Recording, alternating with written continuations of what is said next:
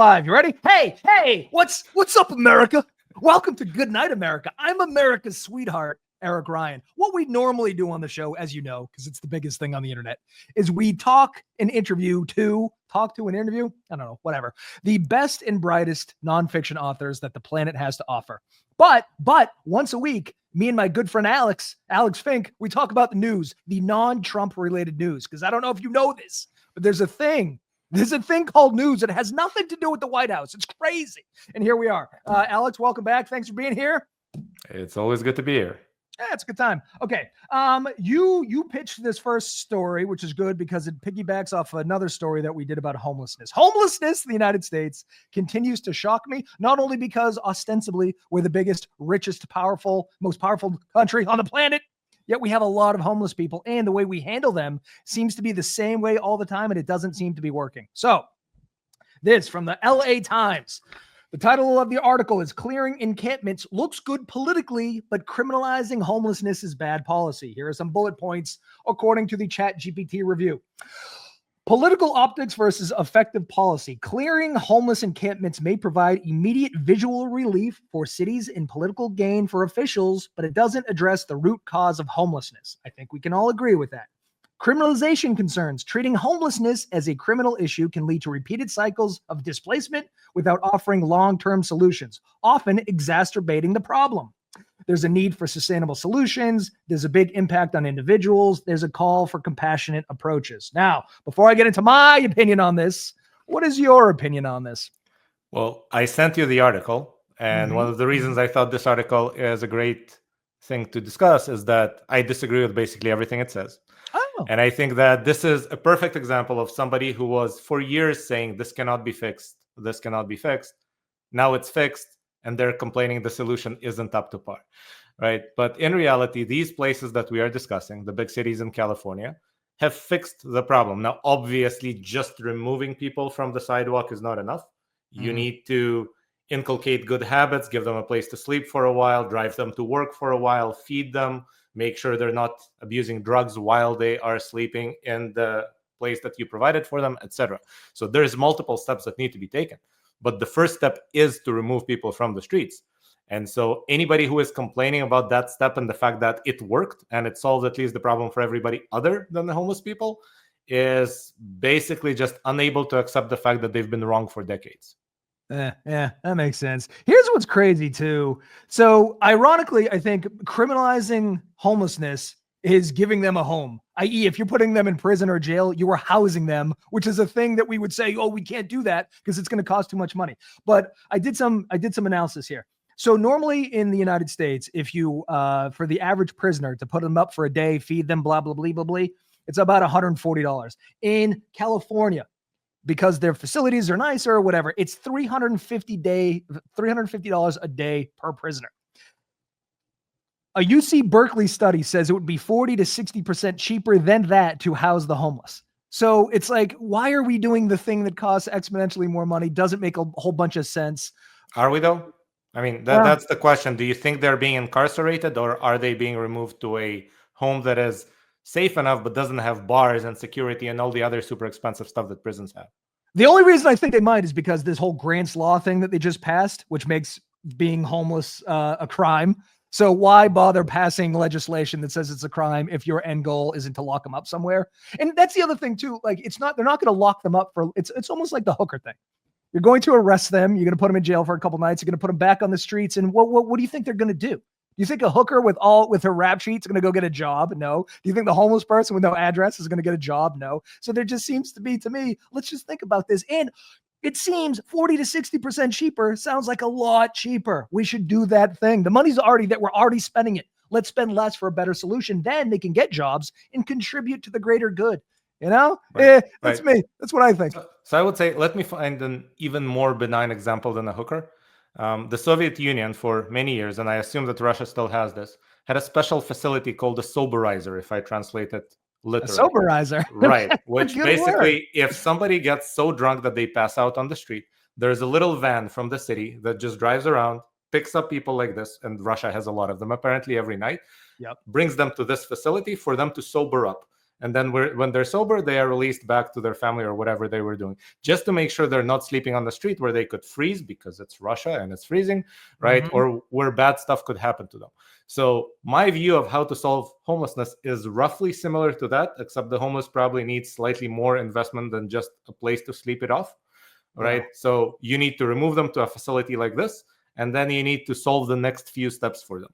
But it's not criminalizing when you say you can't sleep on the sidewalk, right? You don't have to slap somebody with a ticket. You don't have to throw them in jail. But it's perfectly fine to say you can't sleep on the sidewalk, right? If you sleep on the sidewalk, we will provide an alternative. The taxpayers will pay for it, but you must take that alternative. You cannot sleep on the sidewalk. I think that is perfectly normal policy for any city to enact. You know, it's crazy too. So part of it, like, you know, it's like digging through the numbers is so difficult because somebody in there said there's simply not enough shelter beds. And, you know, I don't know if that's true, but I do know that California by itself is the world's fourth largest economy. There's no reason for there not to be enough shelter beds. You think, but then, so in California, there's 187,000 homeless people. There's 45,000 homeless alone in LA. That's a lot of beds. Like, I don't know how many beds the average hotel has, but that seems like a shit ton of beds. It's just so complicated. So Newsom has, he's earmarked $3.3 billion for 124 mental health facilities. That's great, but that's 10 years away. So it just seems like they've kicked the can down the road so long now that it's this huge goddamn issue, and help isn't arriving for another decade. I don't know, man. It's oh, and this is sort of heartbreaking. The two demographics that have seen the highest rates of increase in homelessness, 50 plus and families. And to me, you know, oh, we're a Christian nation. We're a Christian nation. Evidently not, because there's old people on the streets who we don't seemingly give a fuck about. And there's families on the streets who we seemingly don't give a fuck about. Right.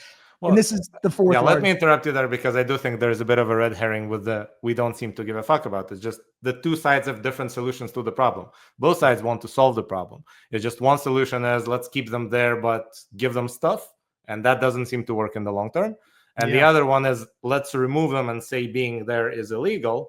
Right? Because if it's not illegal, then you can't forcefully remove people from there, right? So you have to say it's illegal. It's just what you need as an enforcement mechanism is not a punishment, not jail, not fines. It's some other remedy, right? Mm-hmm. And yeah, I don't know if California is actually doing anything beyond the first optical step. So to use Russia again, that will be our favorite example right now, right? During the 1980 Olympics, which maybe you were old enough to actually witness and I wasn't, right? Russia had this specific concept called the 101st kilometer, which basically meant that while all the athletes and the journalists and everybody else was coming to Moscow to see the Olympics, the Soviet Union issued a special order that removes all the undesirables from a radius of 101st kilometers from the center of Moscow to make sure that nobody who visits the Soviet Union ever sees a homeless person or a hooker or anything like that, right? If that's what California is doing, then I'm against it. But if what they're doing is actually moving people to a shelter and providing 2 hots and a tot and helping them find a day job and driving them to their day job, then I'm all for it. Yeah, it's tough too, because listen, it's multifactorial. There's no way us on the outside understand the nuances and everything. But I did watch this documentary. I forget what it was called, but it went into like, I think it was George Clooney's charitable efforts in Africa. And some of the African communities were against it. And part of the whole thing was they were like, well, no country has ever been gifted into prosperity. So when these people come and they drop bags of rice, that's great, except for the local farmers who need to sell their rice to make a living. And then they were doing things like, you know, dropping in solar power. Well, there's local companies, local African companies that make solar panels. And what you've done is just given away the thing that they were selling. And, you know, these are two sort of microcosms or micro examples, but it's sort of the same thing. Like, just, we've talked about this before. Simply giving them a house isn't going to solve everything. I think it's a decent first step, but again, it's mental health. It's addiction. It's, you know, the deep trauma with these people. It's the ability to get a job and support yourself after that. And like, this is so much. So I know what they're saying when it's like 40 to 60% cheaper to house them. Does that include everything else that they're going to need to make sure that they don't get back on the streets? You know? Yeah, if we look at this like a video game, right? These are the people who basically failed every single level, went down to level 0 and got stuck there, right? Yeah. So just taking them and airdropping them back to level 5 isn't really going to solve the problem. They will probably repeat the same process. What you need is some way to create a new routine for these people, right? And yes, it sounds paternalistic, but maybe this is the one case where paternalism makes sense, because again, we're talking with people who in the game as it is currently set up, couldn't figure it out the first time, and many of them couldn't figure it out multiple times, right? Yeah. So we probably need to intervene. Now, again, we shouldn't criminalize it in the sense that we shouldn't give them fines or send them to court or to jail, but we should figure out a way to not just airdrop them to level 5, but also give them the habits that allow them to stay there and maybe go up over time. Yeah. It's like, I know some people that have a hard time dating now, but they didn't date their entire lives. So like, unless you played T-ball and had a girlfriend in 3rd grade and then sort of like worked your way up through middle school, then it faced like, high school pitching, there's no way you can get into the major leagues, which is real life now, and date, a divorced mother of 2. That's the same thing. Like you need, unless you ground away some shit job when you were 18 and it just fucking sucks, it's going to be very difficult in your mid 40s with a drug addiction, I think, to just get a job and understand what that is, Yeah. So, and by the way, one of the things that we're seeing a lot with homeless people is a lot of ex-military people. And I think one of the reasons is that the military doesn't quite prepare people well for a transition back to civilian life, right? And maybe if in civilian life they could find something that looks a lot like the military, then their old habits would kick in. Yeah. But they probably can't. And every other situation in civilian life doesn't look like it could utilize their existing habits. So they need new ones. And it's very unfortunate because I think people who come out of the military are very skilled. They're actually very good at following an existing framework. They just can't find the right framework in civilian life.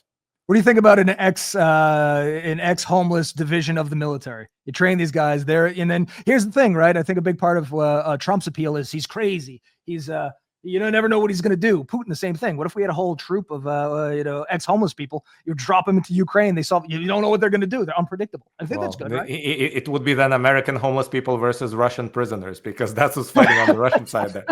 But no, I think the problem there is the first thing that you said, which is a lot of these are above 50. So probably unlikely to be very good fighters at this stage in their life. But, and families. Yes. Can you imagine children, ex-homeless children, soldiers? I think that makes sense for where America is. But I can definitely think that construction jobs or other kind of unskilled labor type jobs could be a very good solution. And there's always demand for them. I mean, we're complaining now that with the crackdown on immigration, there's nobody to pick up the crops or to do other things that immigrants used to do until recently, right? Well, there's an entire workforce out there. By the way, that's not even the only workforce. One of the things that I think people don't speak of often enough in American politics is how many people we have on disability. And I'm sure there's some overlap with the homeless population, but probably not much, because filing for disability requires some paperwork skills, which homeless people usually don't have. So they're probably eligible for disability, but they can't file for it. But we have more than 20 million people who over the past 30 years were added to the disability rolls, who are obviously good at paperwork. They filed it correctly, right? But I think most of them are not disabled, right? Because I doubt that the number of people who are actually disabled has increased that much in the past 30 years. So we have a lot of people who are eligible to work and choose not to, or just lack the habits to. And I think if we solve that, then the economy will be running much faster.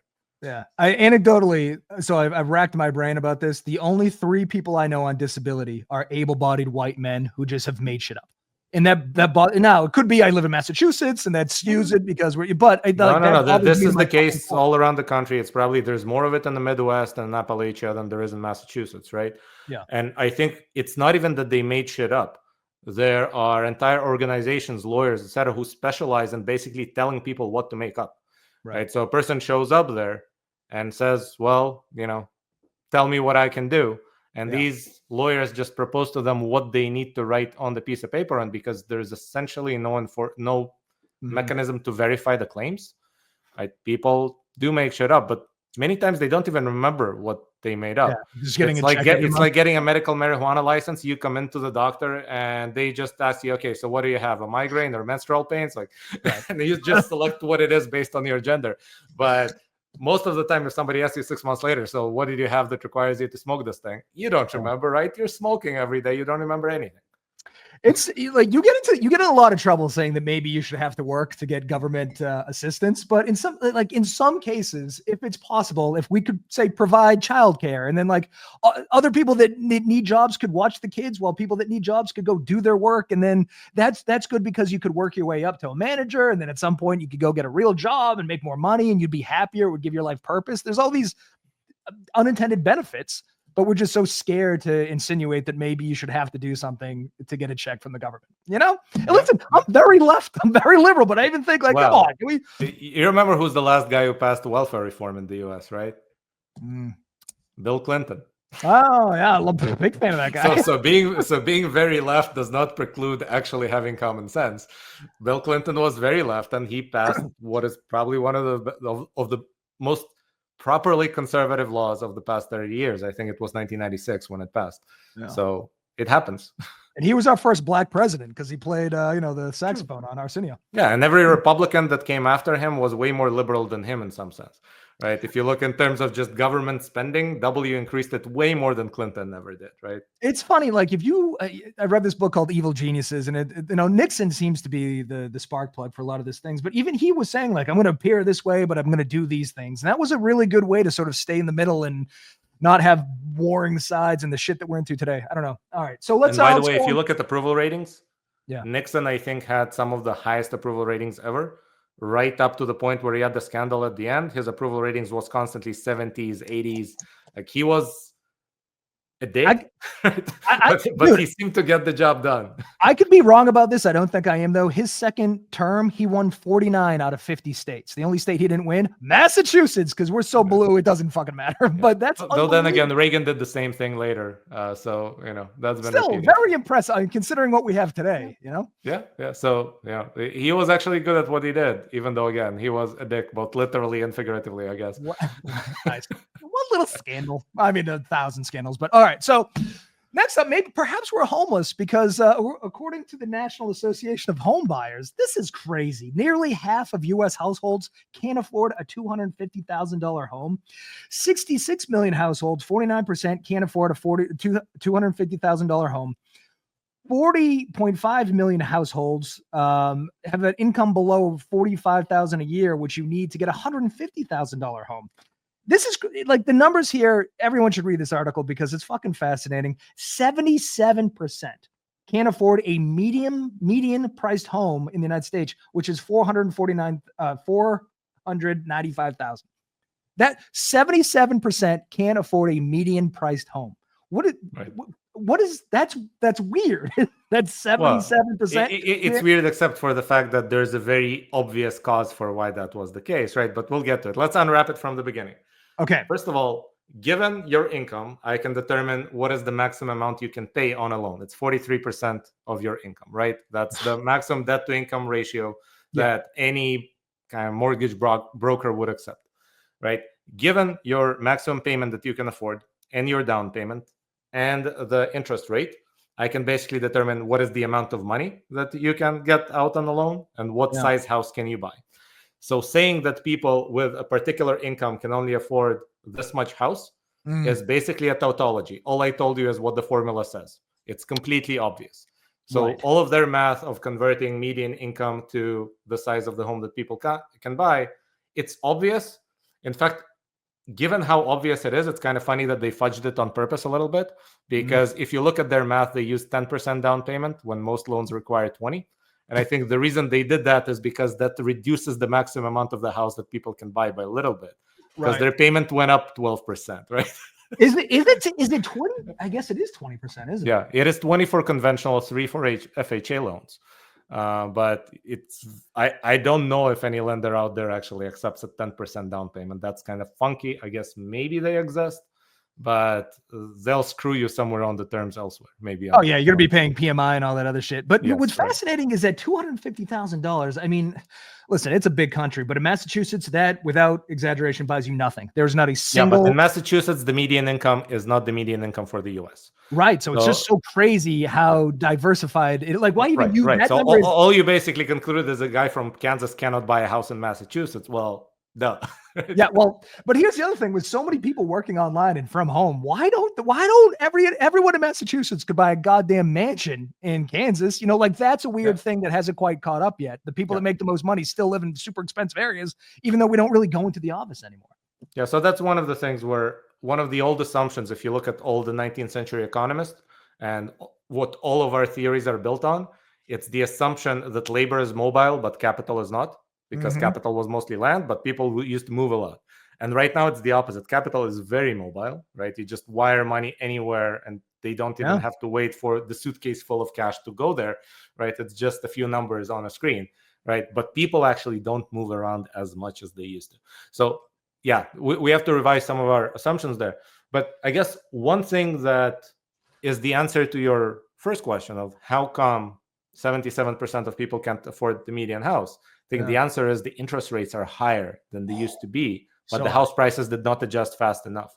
Because when interest rates go up, the maximum amount that you can pay every month basically stays the same. Therefore, the total amount of loan that you can get out just went down. What's supposed to happen is all houses are supposed to also become cheaper because now there's less demand for them, but the supply is the same, right? But what happens in the US very often, because houses are used as investments a lot, and because people have this weird expectation from pre-2008 times that houses always go up in value, right? You don't have this downward adjustment. You have sticky prices somehow. They get stuck at that level.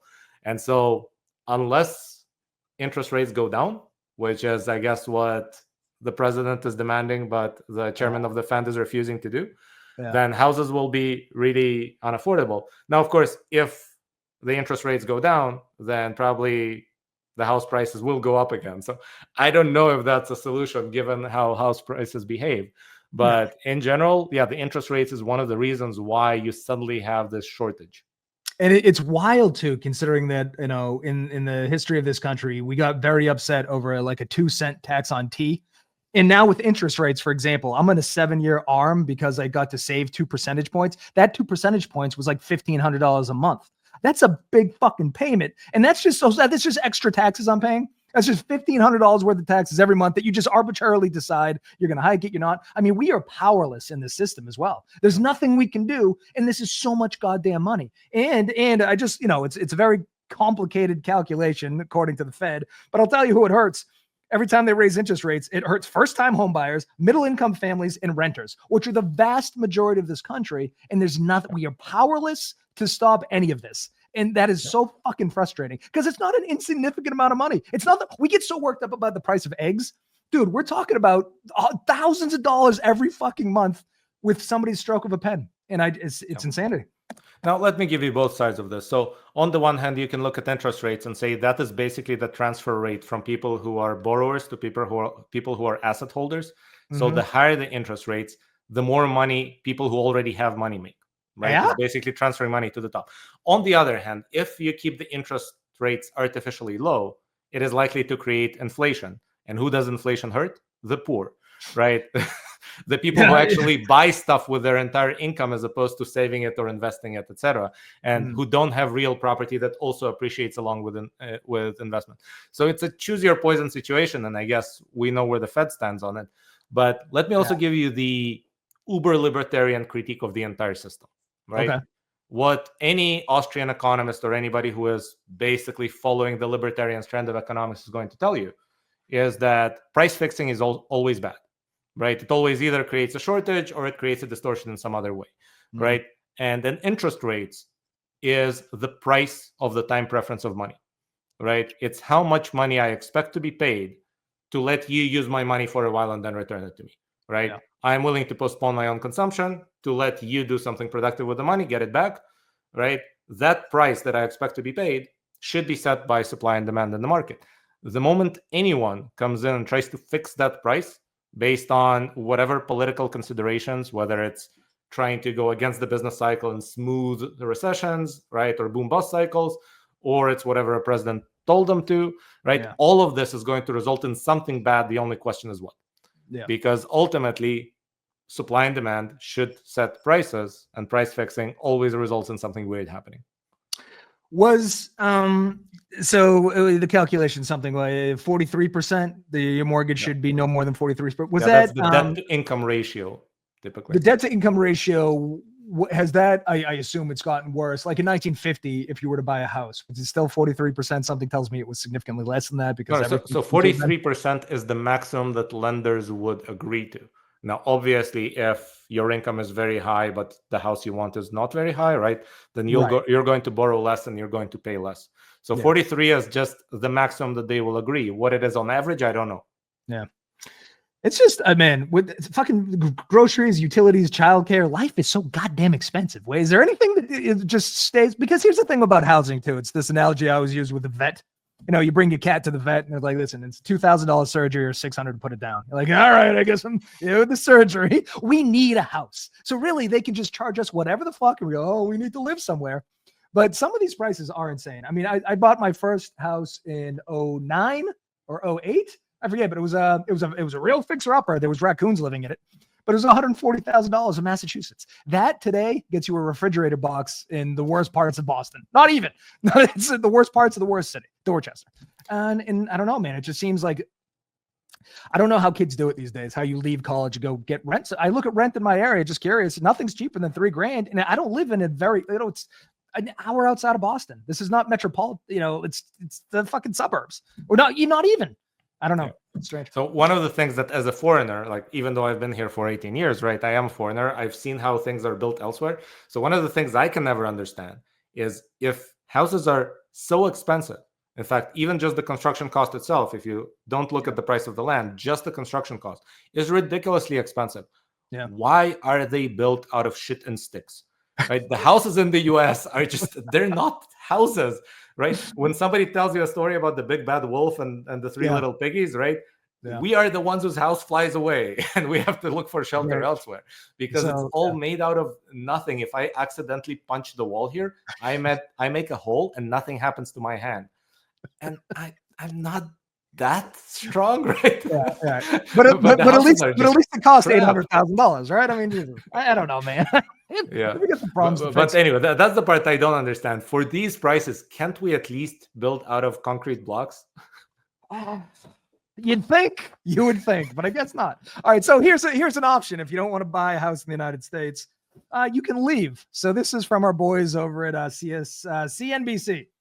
This article, whoever this says, I've helped hundreds of Americans move abroad. Here are the 5 most welcoming countries in Europe. I'll give you the 5, but this is the criteria. Visa options, you could be a digital nomad. There's the cost of living. There's the cultural openness, a solid expat community, and the language barriers. The big 5 they're talking about here: Spain, Portugal, France, the Netherlands, and Albania. How do you feel about this big 5 of Americans jumping ship over there? Do you have any opinions? I don't know. Are all Democrats moving to Albania next year? Because this is what it's beginning to look like. Right. See, here's the irony. I don't need the people that would leave. I don't want to leave. And the people I do want to leave, they don't fucking want them. You know what I mean? Yeah, but they used to want to move to Canada. Now Albania, that's kind of a downer. That shows you the state of the United States right now. We're like, Albania? No, that sounds fucking great. Now, granted, again, for me, like when I look at countries, it's probably not the way that an American looks at countries, because I immediately think, okay, can I learn the language tomorrow? And if it's anything Slavic, the answer is yes. If it's anything Spanish speaking, the answer is yes. If it's anything else in the Romance language group, then probably it takes me a couple of weeks because I know Spanish, but still, I think in American, it's a bigger transition. So they need to ask themselves, do people speak English around here? Oh, and yeah, the answer for Spain and Portugal and Albania is no. Right. So I would actually say it's terrible places for an American to move. If I was an American, I would probably be looking at something. Netherlands was actually a good choice on that particular list, right? Yes. Because an American can find their way. So I don't know. Expat things have been a while on the been on the internet for a while. Like they've always existed. They always garnered some interest. They always claimed that they're about to get huge, and they never did. No. So it seems like one more example of somebody just touting their services, but they'll keep serving hundreds of people. I had illusions of moving to Portugal after I went. As a matter of fact, that's Porto right there. But then like when you have kids, like, oh, the disaster. And the expat thing is always interesting to me, like the communities, because aren't I moving to Portugal to hang out with the Portuguese? Don't I want to like sort of get into the culture instead of just hanging out with a bunch of Americans and talking about, fucking football, like our football? Like if you're moving, go be part of that fucking culture. I'm sure we'd bitch like, oh, McDonald's doesn't taste the same over here. You're not supposed to be eating McDonald's, you dumb fuck. But here's the other For what it's worth, in Spain, the football is better and it's the correct football, but I digress. Ridiculous. So here's another thing. Why would these countries want Americans? First of all, they all have single payer healthcare systems, right? So don't we hate that? Like, fuck that, right? Also, I just looked at college prices, for example. This is so heartbreaking. In Spain, the average college price, 500 to 2,000 euros a year. Portugal, 950 to 1,250 euros a year. Not 1,000, just 900. France, 170 to 250. Not 1,000, just $170 to go to fucking college a year. Netherlands, 2,010K, not sure why. Albania, 300 to 800. The American school system, public schools, 23,000 a year, private schools, 42,000 a year. That does not include room and board. You're talking about the average price for a private school in the United States, $63,000 a year. Gun violence, real quick. 12 Americans are killed per 100,000 in gun homicides. In these countries, respectively, 0.6, 0.06, 0.07, 2.7 in France, 0.4 and 2.6 in Albania. Like expensive fucking healthcare, expensive education, gun violence. Who the fuck wants us? Why would you want the American virus in your fucking country? No, because everything else looks great here. Well, no, there are a lot of good things about the US, and I wanted to live here since I was 12, so I'm kind of biased.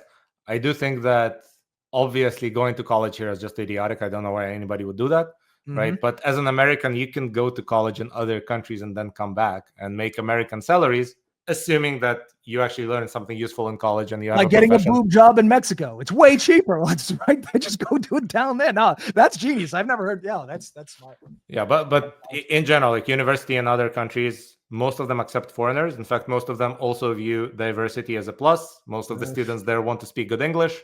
And so somebody coming from an English-speaking country would actually have an easy time getting accepted.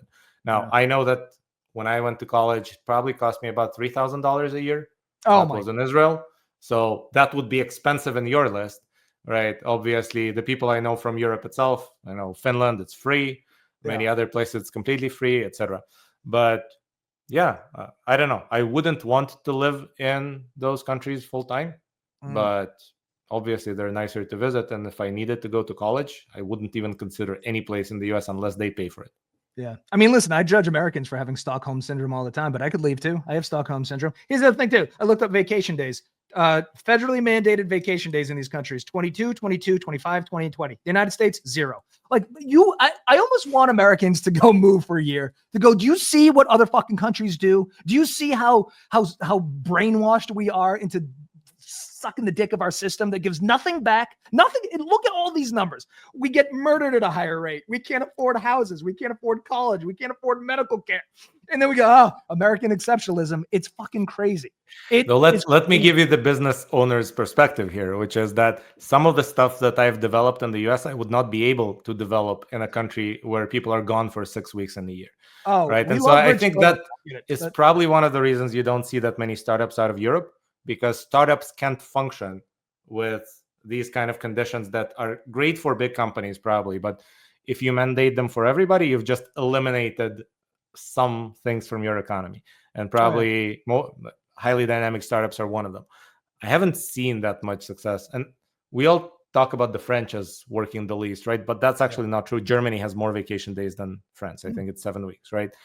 Italian, well, the stereotype is absolutely right there. They're on vacation all the time. I don't think I've ever gotten an email from an Italian anytime in summer, right? That just doesn't exist. They're just gone. They're out. Yeah. Yeah. So I have no idea how those companies function. But again, you don't see startups out of there. All you see is big old companies for whom that probably makes sense. They just hire more people and people are replaceable, etc. But then a startup, it doesn't work. Everybody's irreplaceable.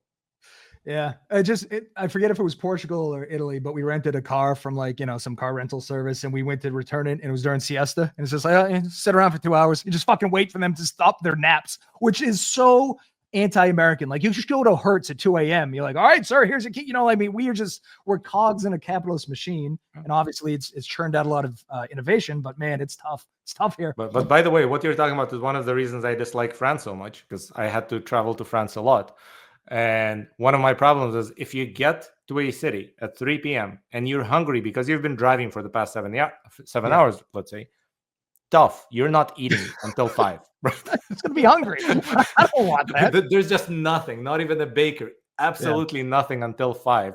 And if you go to a place and you ask them, like, are you open? Can I eat? Can I buy anything? Like maybe you have something packaged. They look at you and they say, it is not possible. Right? That's where the conversation ends. It is not possible to eat until 5 p.m. So I had a situation where I was driving from Barcelona to Toulouse, right? And I get to Toulouse and oops, no food for you. Come back. 2 hours. And the restaurant culture, like I want to like it. I want to sit down for 2.5 hours at dinner, but I get antsy too. I'm like, can we fucking go? I don't quite need it to be Chili's speed, but I like, can we? What are we doing here? I don't know. It's very different. It's very different than Americans, and I think certainly Israelis have a little bit of this like thing. I don't think there's a lot of this thing. I don't know. Yeah, no, we have a thorn in our butt, and we do. Like, as one of those people that has that thorn, right? I'm still waiting for it to become a solid core, but for now, it's just a thorn. No, I want to be European, but I'm a stupid American. Well, speaking of like wild American inventions that have changed the world and will forever, this is from Boston.com. A baby is healed with world's first personalized gene editing treatment. I was obsessed with CRISPR a few years ago. I thought that the human genome was going to be a diagnostic tool where every time I go in, they're like, oh, this is a problem, and they go in and solve it. Turns out it's a little more complicated than that, but so CRISPR, you're familiar with CRISPR, yes? Mm-hmm. You can edit single gene mutations, and these present themselves with like sickle cell anemia is a single gene mutation, Huntington's, I guess cystic fibrosis, and whatever this kid had. This is KJ Muldoon, a 9.5-month-old baby, diagnosed with something I can't pronounce. It's a rare genetic disorder affecting approximately 1 in 1.3 million people a year.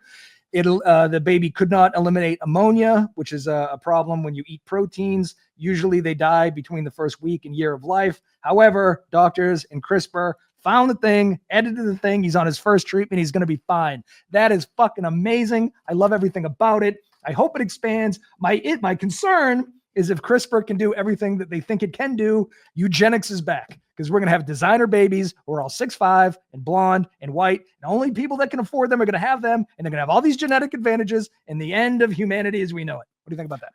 I think there's a much simpler concern than this one, unfortunately. Right. And oddly enough, I spoke at the TEDx event roughly 2 weeks ago. And there was a VC that invests a lot in these kind of companies that also spoke at the event. And he outlined a much bigger problem that I think is worth discussing here, which is that CRISPR, basically, I think it was invented in 2010, right? And if you look at the first treatment that was approved was something like 2015 or thereabouts. And if you look at the number of people that actually got treatments using the approved drugs that originate from that technology, it's completely minuscule and basically didn't do anything. Yeah. Right? It could fix the problems of many, many millions of people. And so far, maybe a few tens of thousands of people were affected in any way. And the primary problem has nothing to do with the technology. And it's amazing that we're able to create these technologies, right? But that is not the problem. Mm-hmm. The problem is that we don't have a business model to actually distribute those drugs, right? All the business models that we have right now only work when a lot of people receive a drug for a long time. Mm-hmm. If you have a one-time cure, right, something that is just given to a person and he is good for life, there's no way to monetize it because you're going to spend $2.5 billion getting the drug approved, right? And then how much do you need to charge? Like 1 in 1.3 million. That means that we have, given the birth rate in the US, maybe one of these kids every few years, right? Yeah, I know. Right? There's no way to actually make that worthwhile if drug approvals cost 2.5 million and if you pay per use of the drug or per dose. So unless we fix that in some way, all of these amazing technologies will either not get developed, or even if they get developed, they will not get used on everybody who requires this treatment. That's the horrifying reality of a for-profit healthcare system. Like Chris Rock said, there's no money in the cure, the money's in the treatment. And that's like a fucked up way, because later in the article, it goes on to say how much of this technology was federally funded. And you want to feel really good about that. But you also go, well, it's unsustainable because there's no profit model. You know, like if you just wipe out sickle cell, Huntington's, cystic fibrosis, whatever this kid has, and these are, again, single mutations, but then it grows from there and everybody can just get a little CRISPR treatment you're on about, like that collapses the system. So I think maybe we have to fix the system. But I don't think the profit motive is the problem in the system here either, because if you apply the same logic that I just outlined to Britain, where there is no for-profit motive, it still breaks down. Yeah. Right? Because it's not even the medicine that is the problem, it's the drug development and approval process. Right? If that is so expensive that you then have to somehow amortize that cost, whether you do that as a for-profit company or as a governmental entity, the numbers will never align. So we need some way to take an entire class of drugs and pre-approve all of them based on us validating the process. Yeah. We cannot spend $2.5 billion approving every single drug, because there's no way to amortize that for things that are a one-time cure. Like, the only way to amortize that is to give you something that doesn't quite work, but you have to take it all the time, like SSRIs or things like that, right? Like, that works perfectly well, as long as you ban all the alternatives too, which, by the way, happened in the year 2000, right? Right before Prozac was approved, there was a whole bunch of things banned that seemed to be addressing the same problem, including even like L-tryptophan supplementation, right? That was banned in the same year, right? Including GHB, which became known as the date rape drug, even though it wasn't, right? But it just happens to be a better antidepressant than any of the stuff that's being prescribed. And so it's banned in the US at Schedule 1. So yeah, there's a whole bunch of odd things happening in our system, but I wouldn't say it's purely a medicine problem. It seems like a drug approval problem. So all my fears about eugenics coming true, just they won't, because there's no profit in it. That makes me feel a little bit better. Well, oddly enough, eugenics might be a viable model in some sense, because you approve the treatment once. The number of people that can afford it is probably 20 million worldwide. Yeah. Right. So you can amortize the approval of that. Right. Yeah, right. Because in that case, only the ultra wealthy, there's no issue there. But I do fear, like, at some point, because I've read that all Olympic weightlifters have the same sort of genetic mutation. You, like, if you don't have it, you just can't compete at that level. So we know that, there's probably a super fast gene. There's a no fear gene. There's all these things that you're going to be able to isolate, manipulate, edit. And then at some point, we're just going to have these perfect humans. And I wonder, I thought too, how a lot of art comes from pain, what if you eliminate pain? Like, just, you can go here, genetically engineered human. Here's another perfectly suited genetically engineered human for you.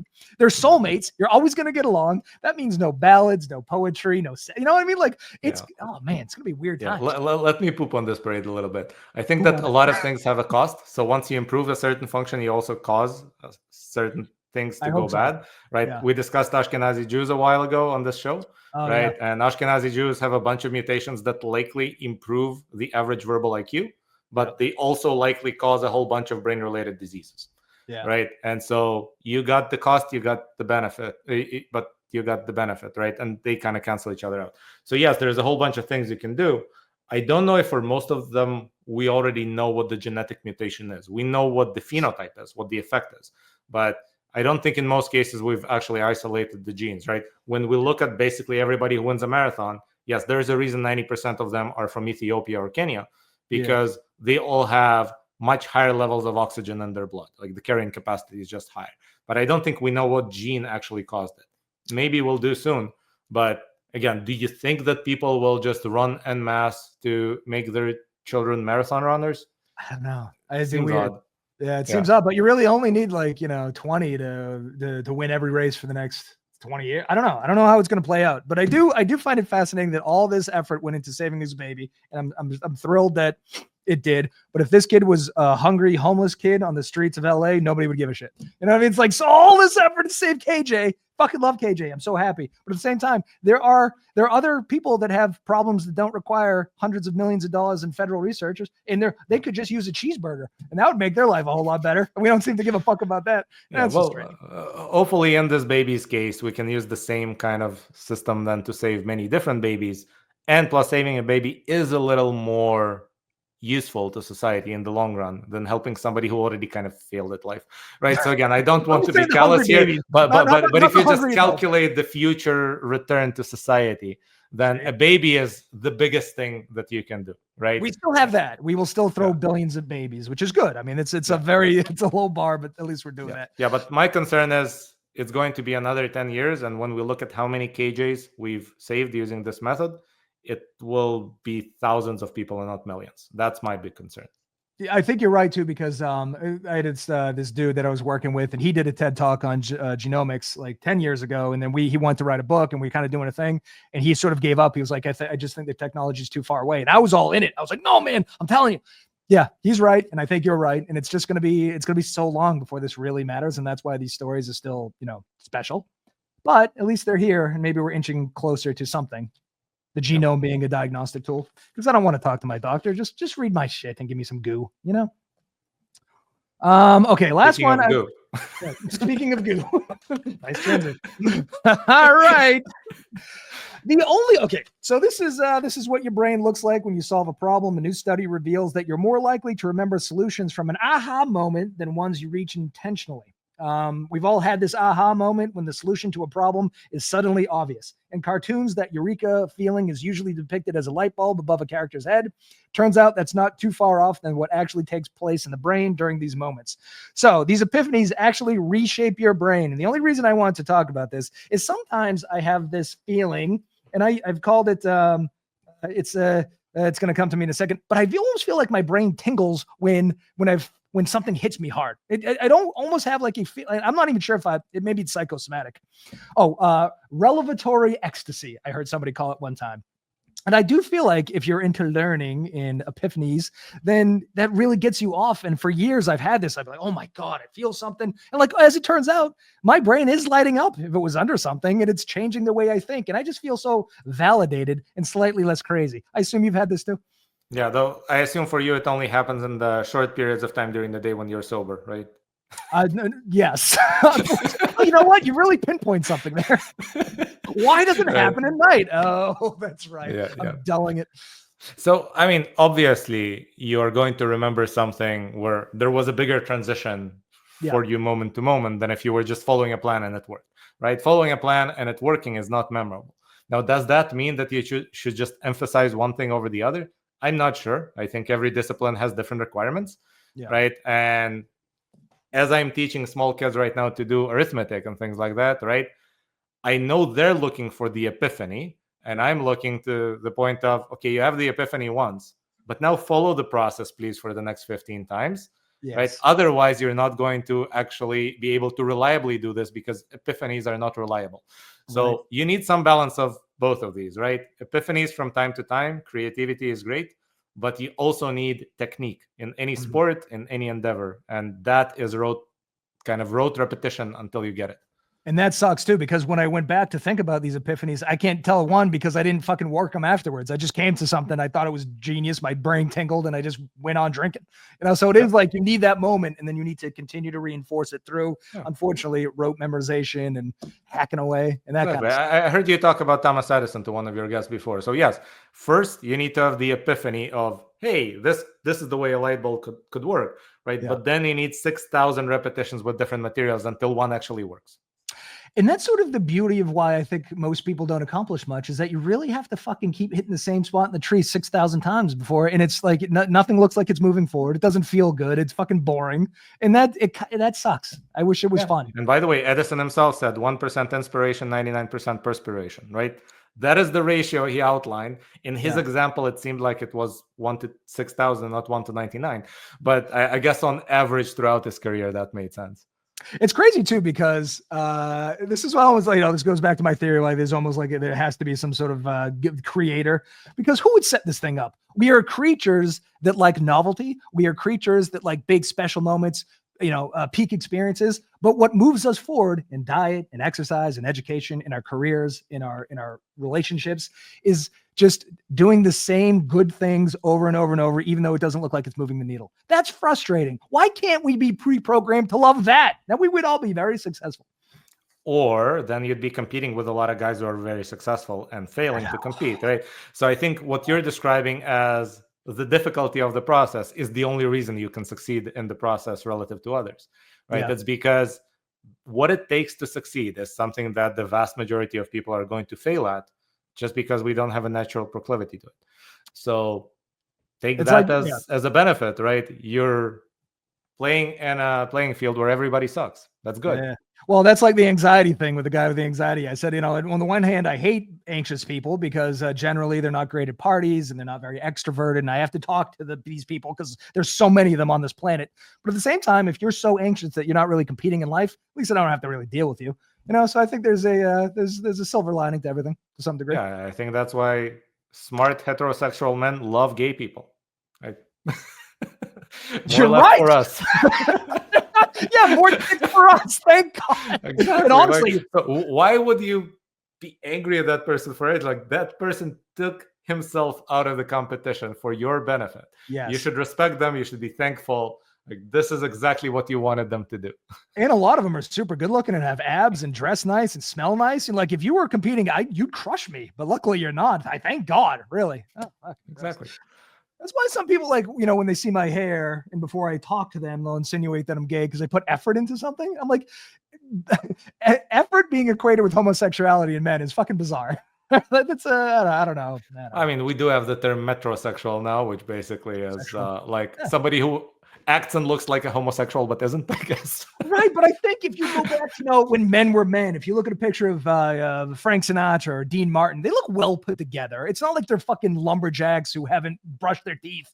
Like metrosexuality, I think for a long time was just how dudes looked, you know. And then we went through a period where like nobody cares anymore, and then going back to that seems gay somehow. I don't know. Yeah, well, there's always a balance in there somewhere, and I would say that for a man to look manly and well put together, as you would say, it actually takes more effort because you can't just do what the stylist said, right? You have to also, but make it look a little rough around the edges on purpose to look manly, right? Because obviously, since I got a beard, I start looking at what do other people's beards look like, right? Oh, no, yeah. And a lot of the time, I just see something that looks overly manicured, like all the lines are too perfectly straight. So and then I'm thinking, there's no way that you did this. This means that you frequent the barber every 2 or 3 days. That's gay, right? Yeah. Is that what a gay guy with a beard would do? He'd go to the barber too much? I guess so. In my case, it's like, no, this is what I do every morning, even when I'm barely woken up, and that's fine, right? See, so you need some balance. This is the humans are so tribal. Like, you know, how the you're not black enough thing, or, you know, your beard's too clean. It's like, can't all the beard people get along and be a healthier place? But no, there's always infighting. I love that. Yeah, I do remember when I lived in Japan, this was 18 years ago now. It kind of struck me that finding somebody to cut my hair is really difficult because Japanese men spend more on their hair than Japanese women. What? Right? It takes more time, a lot more effort. The hairdos are a lot more elaborate, right? And so for me, I just wanted somebody to cut it to a certain length. It was very difficult. I eventually found one guy who was like in his 60s, half blind, in a basement somewhere, and it still cost me $50, where I was paying $8 to some Vietnamese salon in San Jose before that. So yeah, it's odd, but in some countries I look at it and the culture is completely different, and it feels odd.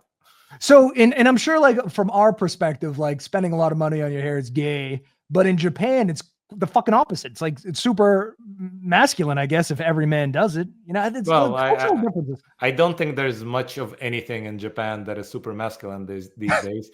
Like the days of samurais are over. But it is fashionable, right? It seems like men care more about fashion there than women do in some sense, whereas in most of the world, fashion is for women. And men, generally speaking, I don't know, the old Russian saying was that a man should be slightly better looking than a monkey. So that tracks, by the way. That makes a lot, explaining an awful lot too.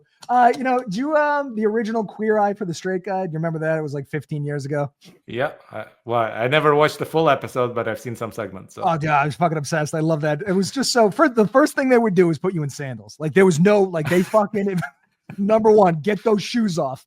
And then they would always, you know, they dress the straight guys pretty gay. And I'm just like, there's no way they're going to keep this up. I mean, they may look like they're going, you know, to a fancy fucking summer party, but tomorrow they're putting the jeans back on. You know, I don't know. I don't know what that says about heterosexual men. Well, you need to pick something sustainable. I think it says more about the makeover industry that's what it does, right? And doesn't care if you actually sustain it. Yeah. You also saw this with The Biggest Loser, right? Almost everybody who lost weight in that show gained it all back. Even though it's not like the methods they used were bad. The methods they worked, right? It's just that they tried to cram it in so little time that there's no way that they could stick, right? They should have done, 8 to 12 weeks, then take a break for a month, get used to your new weight, then another 8 to 12 weeks. And for somebody who's really obese, you probably need 6 or 7 or 8 of these cycles until they become healthy and can keep it up. But that's not what the TV show requires. It's not good for ratings. Yeah, sustainability is not good for ratings. Extremism is good for ratings. Yeah, let's show you the 3-year process that it took to actually lose 1 pound a week, and occasionally takes breaks and just keep it steady for a while to get used to it. Yeah, or you could starve yourself and fucking work out for 20 hours a day. Well, it's not even that, right? So one of the things that they discovered there is that the only thing that actually reliably drops your weight with no limit is walking. Right. So it's not that they worked out for that much. They still worked out for a reasonable amount of time. But if you work out more, you become hungrier. And so that's a problem. Right. So, but the one thing that burns calories and doesn't make you hungry is walking. So they were walking for more than 8 hours per day. Holy shit. So all I have to do to lose 300 pounds is walk 8 hours a day. That's interesting. Yeah, because when I go to, it's the classic thing. I go to the gym and I try to kill myself, and then I don't want to go back next time because it's painful. And then I get home and I eat a bunch. So I should just walk, but No, I mean, you should still go to the gym, but not for losing weight, right? Basically, exercising, if you look at it as a remedy for the brain, it's fucking perfect, right? It fixes everything that is wrong with the brain, fixes excessive fatigue or lethargy, fixes attention deficit, fixes all the mental illnesses you could have, improves depression, improves symptoms of schizophrenia, improves just about everything, right? If it were a pill, we would all be prescribed it, right? But for weight loss, kind of useless, right? So don't do it for that. Do it and then do something else for weight loss if you need to lose weight. I should walk to the gym, work out, walk back. Oh my God, right? By the way, do you know that like the first thing that I noticed about the US that I still can't get out of my mind is an escalator leading up to the gym? Perfect, isn't it? We're in the top 5 fattest countries. We're number 1 in gyms. Like that's again, like why? What is happening? Because we're taking the escalator. You drive to the gym, you take the escalator, right? You weigh yourself before and after, I'm sure, right? Because most people at the gym do that, right? And maybe you get the healthy juice in the cafeteria in the gym that has way more calories than you just burnt, right? And then you stare at your phone on the treadmill for 10 minutes and drive back home. It's beautiful. Well, if it's on the treadmill, then that's actually kind of okay. But when you see people occupying a particular machine, just staring at their phone for 15 minutes, where I'm thinking 15 minutes, like I could do my 6 sets on that in 8. Yeah. And then go do another one for the next 7. We need to go back to the iPod thing. So just you turn on your phone at the front desk, they give you an iPod so you can listen to music, and at the end you turn back I think that would do, you know what I mean? Like how you have to check your phone in some schools, because honestly, everybody does it 100% of the time. In between every lift, they stare at their phone. That's crazy, isn't it? Yeah. Well, and the other thing is, I don't think there's that much benefit to actually resting a lot between sets unless you're a powerlifter. So I get it why a powerlifter would need to do that. Because they're looking for maximum power output, and that takes about 5 minutes to replenish, right? But if your goal is hypertrophy, then the more frequently you get close to failure, the better. So resting more is just kind of useless. Yes, you'll hit better numbers. It will look better in your notebook when you write it down, but it will not stimulate more growth. So most of the time I rest about 15 seconds between sets. See, you're not staring at your phone. It's because you're a professional. These people are not power lifters. They're power eaters, and it's exhausting. All right. Hey, listen, I know you got a big meeting, so let's end this. This was fun. I think we should do it again next week. What do you think? Yeah, always. Yeah, Jewish Life Television. We're coming for you. We're going to be on TV. I can feel it. All right. See you tomorrow, America. Have a lovely evening.